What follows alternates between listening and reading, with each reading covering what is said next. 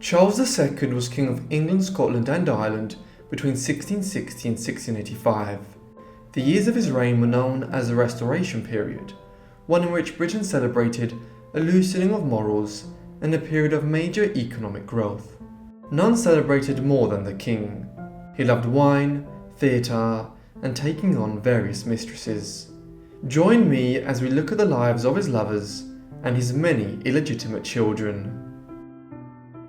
The man who would one day become Charles II was born as Charles Stuart on the 29th of May 1630. When he was still a child, his father, King Charles I of England, Scotland and Ireland, deeply alienated the political communities of his three kingdoms in the 1630s, and the result was a series of civil wars in the 1640s.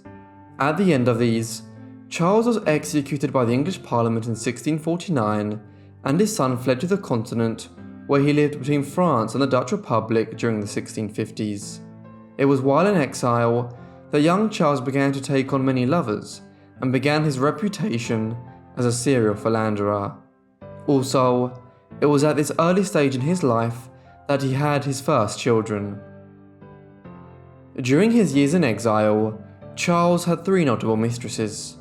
The earliest of these was Lucy Walter, a Welsh noblewoman who spent time with Charles from the late 1640s onwards in France and the Dutch Republic. She died in 1658 from a venereal disease. Charles's relationship with Lucy had overlapped with another, Elizabeth Boyle. Elizabeth was married to Francis Boyle, a member of the immensely wealthy Boyle dynasty who controlled a vast estate in Ireland. They left for the continent following the end of the English Civil Wars to join the Stuart court in exile, and Elizabeth took up a position as a maid of honour to the widowed Queen Henrietta Maria, Charles's mother. Through this, she came into contact with Prince Charles and became his mistress for some time in the early 1650s.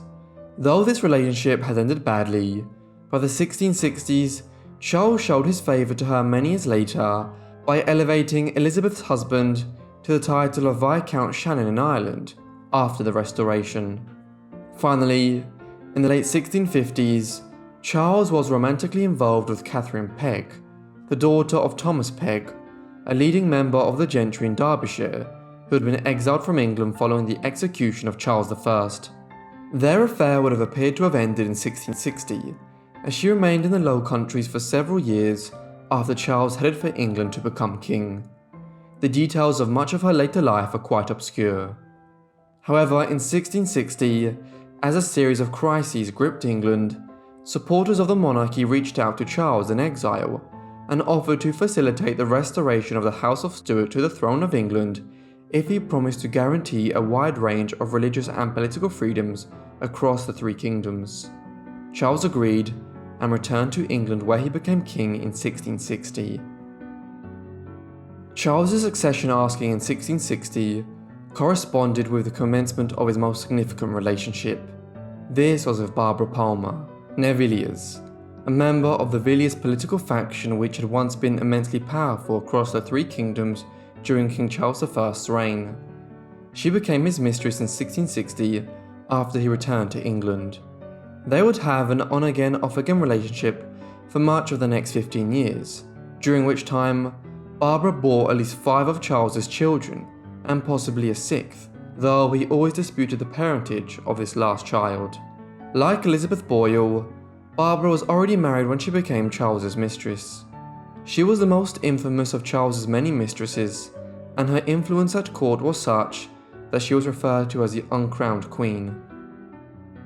When Charles became king in 1660, he was still a bachelor. Consequently, one of the first concerns of the new reign was to find the king a bride. Eventually, he settled on Catherine of Braganza, the daughter of King John IV of Portugal.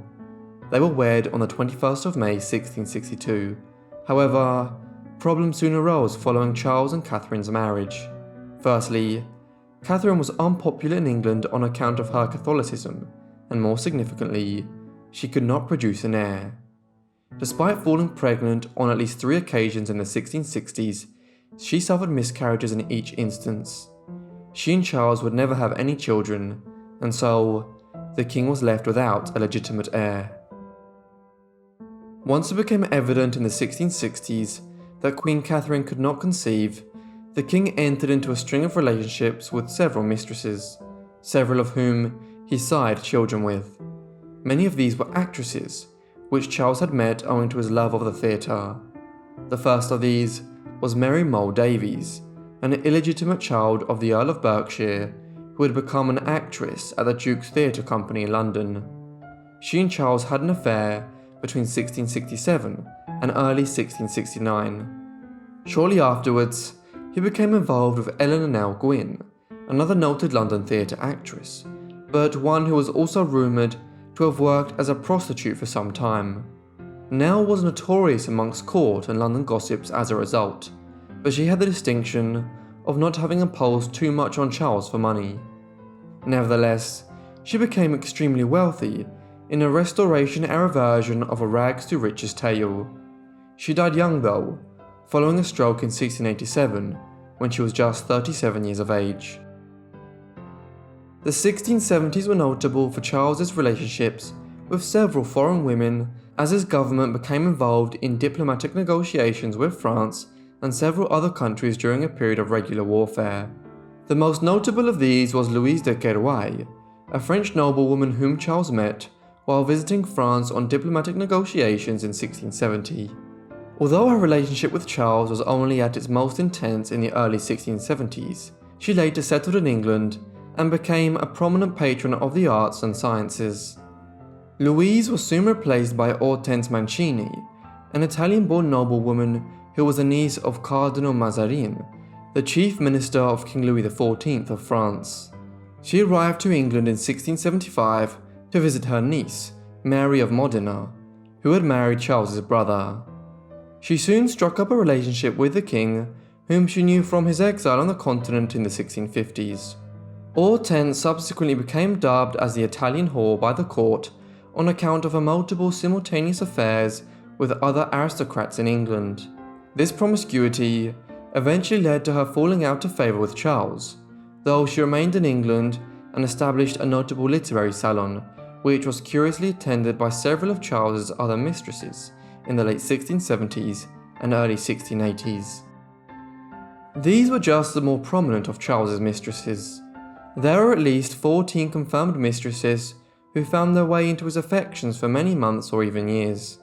For instance, in the early 1660s, Charles briefly had a fling with Winifred Wells, a maid to Queen Catherine and a scion of the firmly royalist family.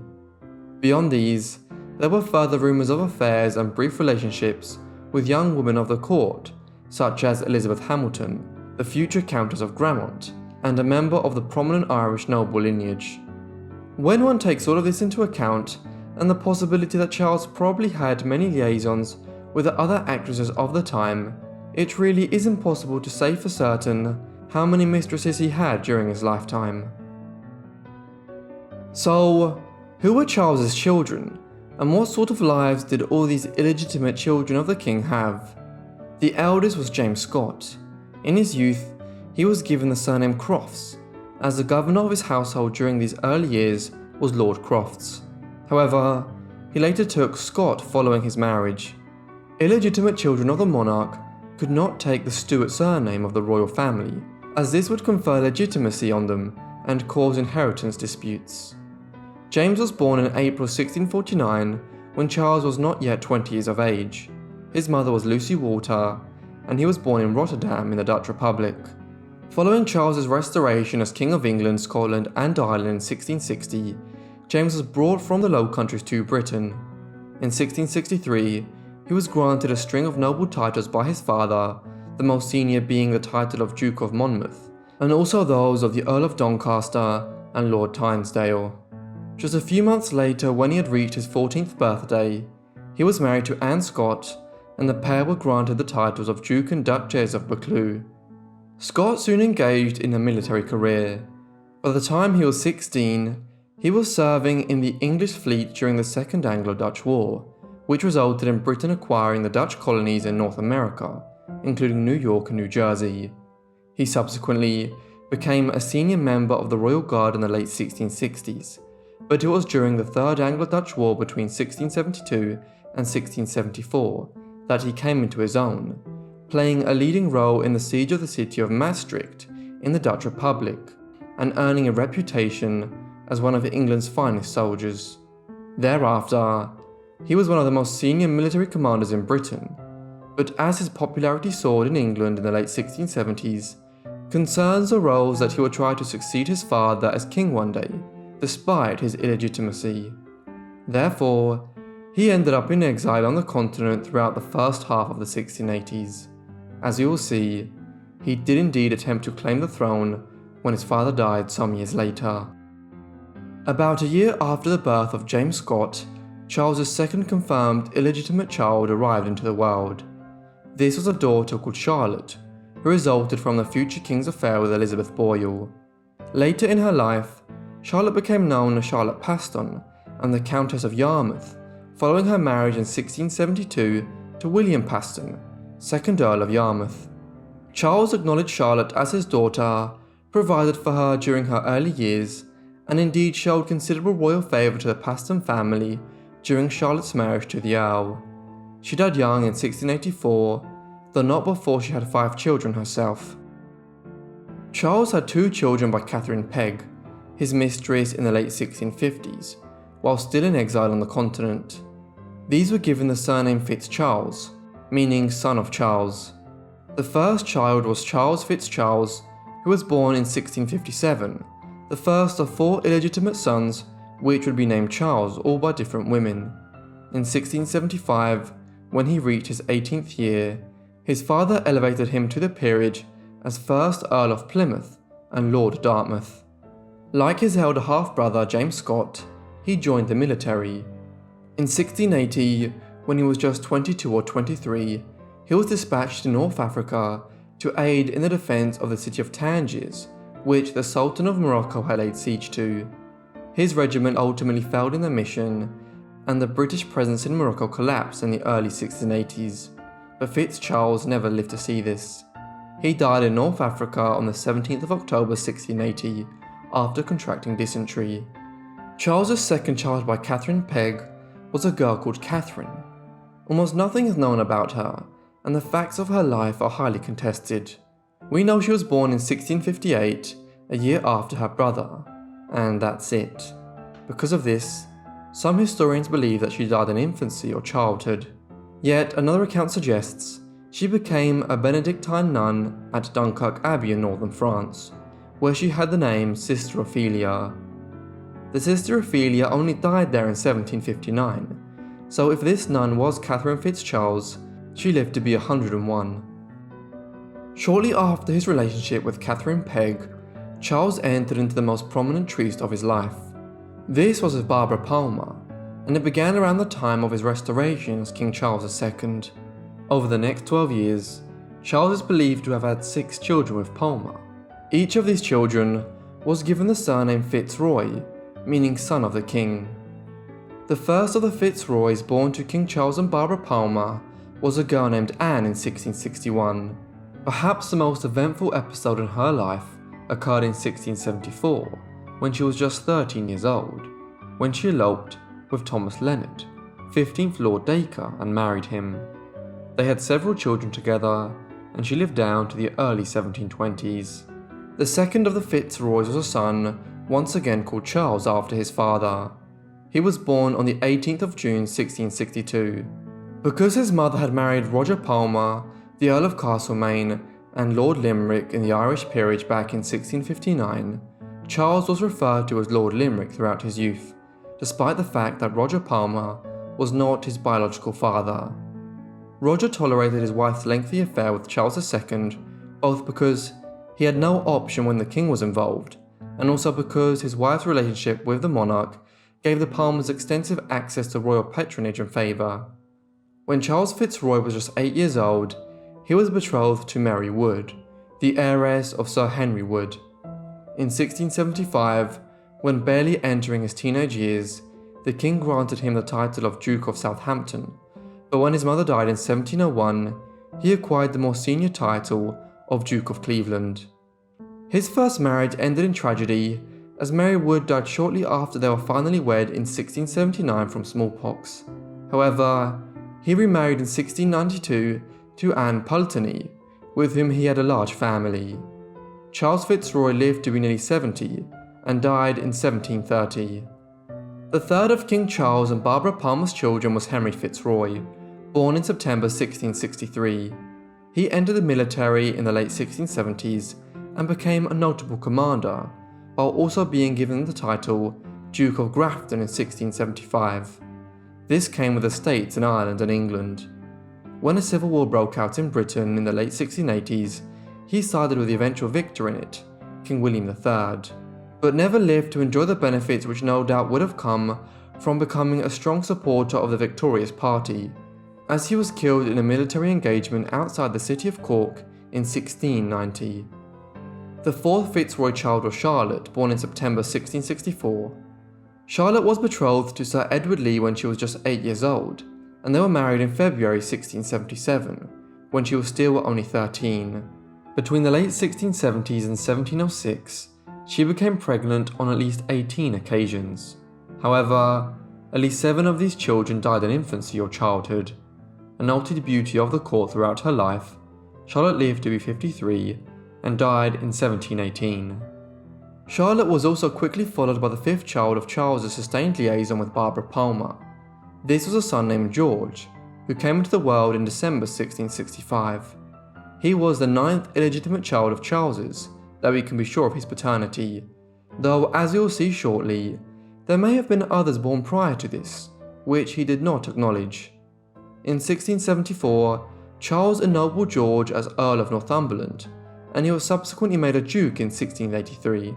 He enjoyed a successful military career, and somewhat unusually for Charles II's illegitimate children, he also became a considerable political figure, being made a member of the British Privy Council in 1713 during the last months of the reign of Queen Anne. He married twice, to Catherine Wheatley in 1686 and Mary Dutton in 1714, but like his father before him, he had no legitimate children before he died in 1716 at the age of 50. Charles had 2 children by Nell Gwynn, the London stage actress. These were given the surname of Beauclerk. The eldest, Charles, the third of 4 sons whom Charles named after himself, was born in May 1670. Shortly before he died, his father decided to award him with a series of titles, the most notable being that of Duke of St Albans, which came with an annuity of £1,000 a year, a considerable sum in the late 17th century. Beauclerk joined the military, like many of his half-brothers. A notable feature of his service was that he was present at the siege of Belgrade in 1688. Charles went on to marry Diana de Vere, the daughter of the 20th Earl of Oxford, and one of the oldest noble families in Britain. They had several children, and they lived a quiet and lengthy enough life down to 1726. This could not be said of his brother James, who was born a year after him in 1671. Little is known of him, and he died in 1680. Charles had only one illegitimate child through his affair with the French noblewoman Louise de Keroualle. This was a son, Charles, who was born on the 29th of July 1672. The king gave him the surname Lennox, as several of the Lennox nobles of Scotland had recently died when he was born. Lennox was granted a series of senior titles when he was just 3 years old in 1675, the most prominent being the Dukedom of Richmond. Because his mother was French, and there are extensive historical links between France and Scotland, King Charles granted this particular illegitimate child a series of positions within the Northern Kingdom, notably the office of Lord High Admiral of Scotland. He married Anne Brudenell in 1692, and they had several legitimate children, though Charles Lennox also inherited his father's liking for siring illegitimate children. He lived down to 1723 and is noted as an early major patron of cricket as a sport in England. In October 1673, Mary Tudor was born to Mary Mull Davies, the London actress with whom the king had an affair in the early 1670s. She was the last illegitimate child whom Charles acknowledged as his own. She was granted a large pension in the early 1680s to maintain her as one of the king's illegitimate children, and in 1687 she entered the British nobility when she married Edward Radcliffe, 2nd Earl of Derwentwater. Together the couple had 4 children, but they separated in 1700, apparently due to Mary's unwillingness to convert to Roman Catholicism. After her husband's death, she married Henry Graham, and after he died, she went on to marry Major James Rooke. Lady Mary eventually died in 1726, aged 53. On the 16th of July 1672, Barbara Palmer, Charles's longtime mistress, with whom he had 5 children between 1661 and 1665, gave birth to a girl who was named after her mother. Barbara Palmer always insisted that this girl was a king's daughter, though Charles himself disputed this, and it is widely believed that her actual father was probably John Churchill, the future first Duke of Marlborough. Of course, Barbara would have had financial motives for insisting that the child was the king's. However, Charles never acknowledged her as his daughter. Barbara subsequently became involved in a major scandal after entering a relationship with the Earl of Arran, James Hamilton, in the early 1690s. She gave birth to an illegitimate son out of wedlock by him in 1691, following which she decided to enter the English priory of St. Nicholas in Normandy in northern France, where she lived as a Benedictine nun down to her death in 1737. Although Charles fathered 13 illegitimate children and even provided extensively for them, there were rumours that Charles was the father of several more offspring. For instance, it was suggested that Charles fathered a son by Lady Marguerite de Carteret when he was visiting Jersey in the Channel Islands in 1646. The boy, James de la Cloche, was subsequently hypothesized to be the source for the tale of the Man in the Iron Mask, an unidentified prisoner of state who was incarcerated for 34 years. However, historians today tend to dismiss the idea that Charles was de la Cloche's father.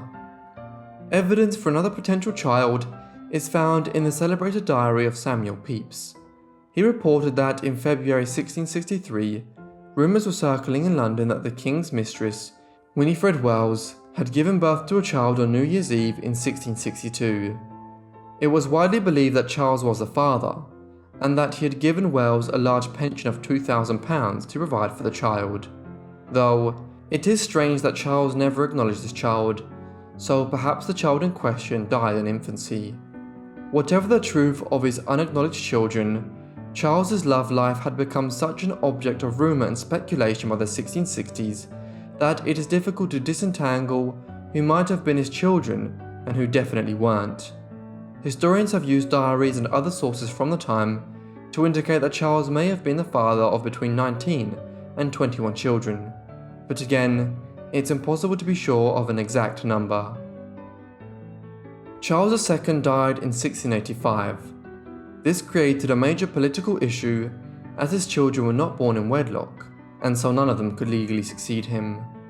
Thus his Catholic brother, James, Duke of York, was heir to the throne, and he succeeded Charles as King James II. James's succession led to one of the most peculiar episodes in the tangled histories of Charles II's illegitimate children. Rumours had been circulating for years that Charles had actually married Lucy Walter back in the 1650s, and as a result his son by Lucy, James Scott, Duke of Monmouth, was the legitimate heir to Charles's throne. The Protestant faction in the country was happy to exploit this rumour to try to remove the Catholic James from the throne. Consequently, upon James II's pronouncement as king, Monmouth, who was on the continent at the time, sailed for England with several ships and hundreds of supporters. They landed in England and began a rebellion, which was timed to coincide with a revolt by some of James's Scottish subjects further north. However, it proved disastrous, and Monmouth was quickly apprehended by Crown forces. As a result, James Scott, Charles's eldest illegitimate child, was executed on the 15th of July, 1685. That said, James II didn't last much longer as king himself. In 1688, the English Parliament offered the throne to the king's daughter, Mary, and with the aid of her husband William of Orange, the couple deposed him in the Glorious Revolution. In the decades that followed, many of Charles's mistresses and illegitimate children continued to receive large pensions from the crown coffers, and they received sizable estates or had been placed in marriages to senior aristocrats. Few made their mark on British politics after Charles's time, but perhaps the most notable aspect of the legacy is their sheer presence within the British nobility. Because Charles had so many mistresses and so many illegitimate children to whom he granted dukedoms, earldoms and lordships, it is estimated that Charles's illegitimate children and their ancestors constitute more of the British nobility down to this day than any other family line in British history. Thank you everyone for watching this video on Charles II, his mistresses and his children. I hope you found it interesting. If you want more videos like this, let me know, or if you want videos on any of the specific children or mistresses more in depth, please also let me know down in the comments. That's all from me, so I'll see all of you in the next Forgotten Life. Thanks.